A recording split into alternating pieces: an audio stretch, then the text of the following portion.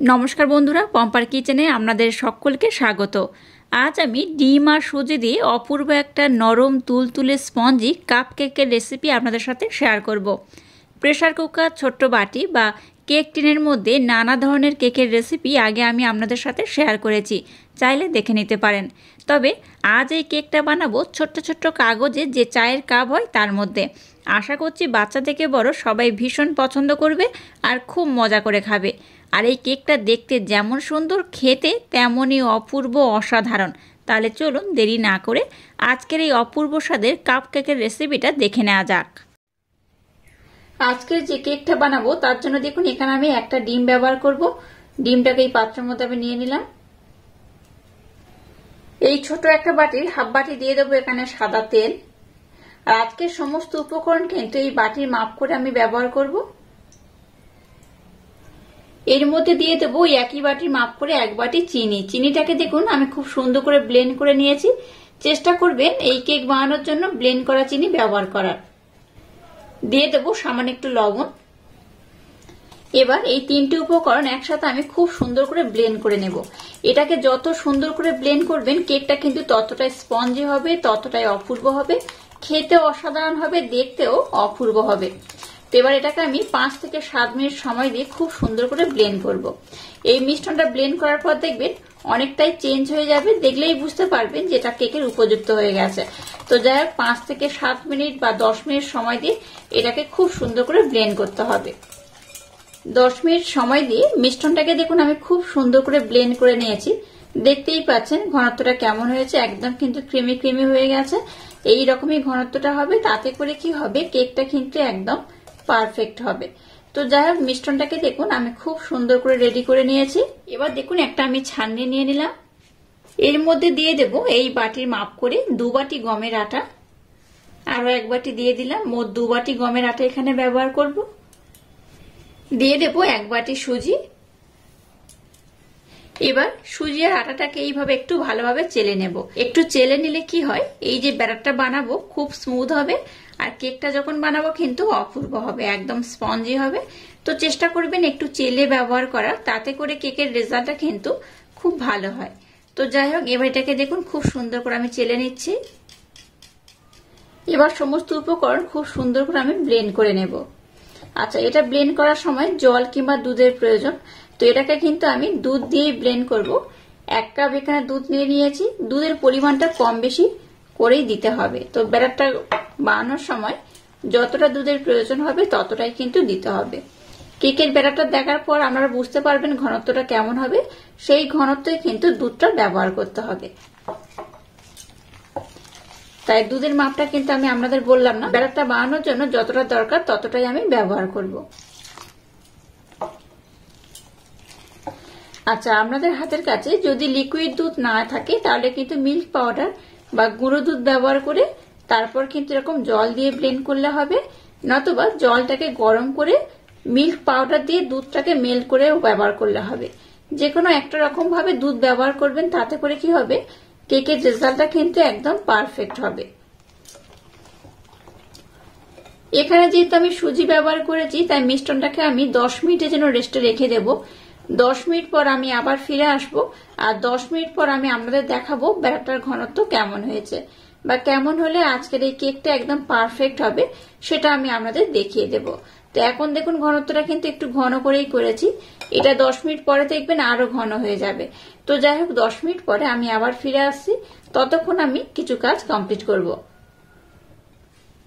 এবার দেখুন বেশ কয়েকটা এরকম কাপ নিয়ে নিয়েছি। কাগজের যে চায়ের কাপ হয় দেখতেই পাচ্ছেন, কফি বা চা খাওয়ার জন্য কাগজের যে ছোট ছোট কাপ হয়, এই কাপ নিয়েছি। আর এই কাপের মধ্যে কত সহজে আপনারা কেক জমাতে পারবেন সেটাই আমি আপনাদের দেখিয়ে দেব। আর এইভাবে যদি কেক বানান বাচ্চা থেকে বড় সবাই কিন্তু ভীষণ পছন্দ করবে আর খুব আকৃষ্ট হবে।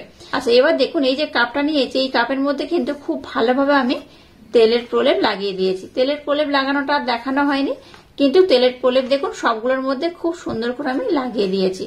একটু তেলের প্রলেপ অবশ্যই লাগিয়ে দেবেন।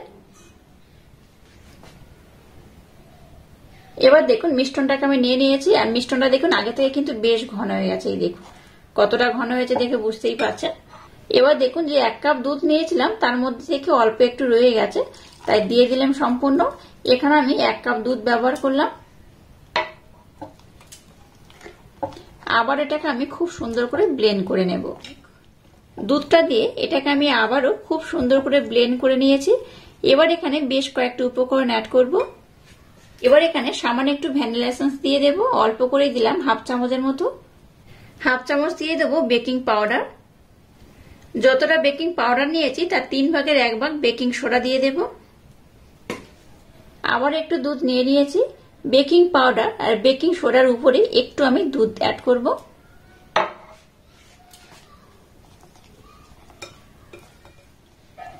বেকিং পাউডার আর বেকিং সোডা দেওয়ার পর মিশ্রণটাকে বেশ অনেকটা সময় ধরে কিন্তু ব্লেন্ড করার দরকার নেই, একটু হালকা করে ব্লেন্ড করে নিলেই হবে।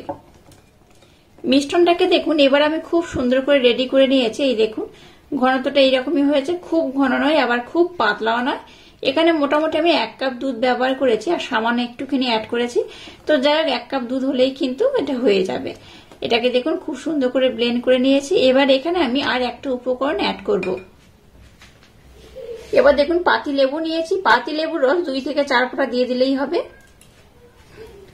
পাতি লেবুর রসটা দিলে কি হবে, এর স্মেলটা কিন্তু খুব সুন্দর হবে আর কেকটা কিন্তু বেশ ফুলবে। তো আবার এটাকে আমি খুব সুন্দর করে ব্লেন্ড করে নেব। মিশ্রণটাকে একদম রেডি করে নিয়েছি। আজকে কেকটা বানানোর জন্য ব্যাটারটা একদম রেডি হয়ে গেছে। এবার দেখুন এই কাপগুলোকে আমি নিয়ে নিয়েছি। এবার এগুলোর মধ্যে ব্যাটার আমি দিয়ে দেব। একদম ভরে ভরে দেব না, এটা কিন্তু ফুলে যাবে যখন হয়ে যাবে, তাই একটু খালি রেখে কিন্তু এটাকে দিতে হবে। দেখুন সবগুলোর মধ্যে মোটামুটি আমি এইরকম পোর্শন করে দিয়ে দিয়েছি। একদম ভর্তি ভর্তি করে কিন্তু দেওয়া যাবে না, কেকটা যখন হয়ে আসবে তখন কিন্তু অনেকটা ফুলে যাবে। তো এবার এটাকে আমি ডেকোরেশন করে নেব। ডেকোরেশন করার জন্য কিছুটা আমন্ড দেখুন এইভাবে টুকরো টুকরো করে কেটে নিয়েছি। এই আমন্ডগুলোকে এই উপরে এইভাবে একটু সাজিয়ে দিয়ে দেব। আপনারা আপনাদের মনের মতো করে এটাকে ডেকোরেশন করতে পারেন। এবার উপর থেকে কিছুটা টুটি ফুটি দিয়ে দেব অল্প করে। দেখুন এটাকে আমি কত সুন্দর করে ডেকোরেশন করে নিয়েছি আর সবগুলো কিন্তু সমান মাপ করে দিয়েছি আর খুব সুন্দর করে ডেকোরেশন করে নিয়েছি। আর কতটা সুন্দর দেখতে লাগছে দেখে বুঝতেই পারছেন। তো যাক এবার এগুলোকে আমি বানিয়ে নেব। দেখুন কেকটা কত সুন্দর হয়েছে আর কতটা ফুলে গেছে। দেখুন আমি যতটা দিয়েছিলাম একদম মুখোমুখি হয়ে ভর্তি হয়ে গেছে, দেখে বুঝতেই পারছেন। এবার দেখুন একটা কাঠি নিয়েছি, এটার মাধ্যমে আমি আপনাদের দেখিয়ে দেবো এটা ঠিকঠাক হয়েছে কিনা। একবার আমি চেক করে দেখেছিলাম, তখন একটু কাঁচা ছিল, তো এখন আমি আপনাদের দেখাচ্ছি। দেখুন এই দেখুন কাঠির গায়ে কিন্তু একটু কিছু লেগে নেই, মানে বুঝতেই পারছেন একদম পরিষ্কার হয়ে উঠে গেছে। আর তার মানেই কিন্তু কেকটা খুব সুন্দরভাবে হয়ে গেছে। এবার যদি কেকটাকে মনে করেন যে উপরের পোর্শনটা আর একটু লাল করবেন, তাহলে কি করবেন, গ্যাসটাকে বন্ধ করে এটাকে ঢাকা দিয়ে 1 ঘন্টার জন্য রেখে দেবেন। আর যদি মনে করেন যে এইরকম কালারটা থাকবে তাহলে কিন্তু নামিয়ে নিলেই হবে। তো এবার আমি কি করব, এটাকে ঢাকা দিয়ে একটু রেখে দেব, তারপর ঠান্ডা করে আমি আপনাদের দেখাবো এটা কত সুন্দর হয়েছে। দেখুন কাপ কেক যেগুলো বানিয়েছি একদম রেডি হয়ে গেছে আর একদম ভালোভাবে কিন্তু আমি ঠান্ডা করে নিয়েছি।